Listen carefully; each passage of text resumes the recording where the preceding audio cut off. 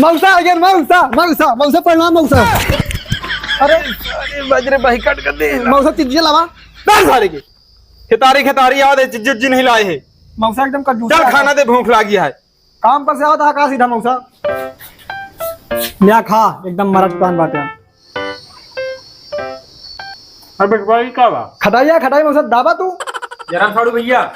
जय राम साड़ू भैया और सब ठीक है? ठीक है कहाँ गए हा? अरे घर है पंखा बनवाए तनी। ठीक है कैसे पयमा थामे आ? अरे थामे का ही जौन भाई करके देला है सारे ने कहा हम धोए डाय तारे पे एहमक जौन नारा रहा ना ओका खोल के लीजिए सारे लेटू ना चाय डाय। हां भाई कट के देल तो है तो हां तै रुका हमें का पंखो धरे घर तो ठीक है हां। A few moments later.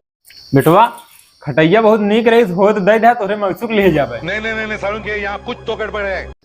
जौन तक थोप खनवरा खरान का हो बे बाबू मौसा दे देना खाए टाइम। अरे सारे हम बिलार हगे रही यही बार हम बाहर निकाल के रखे रहे।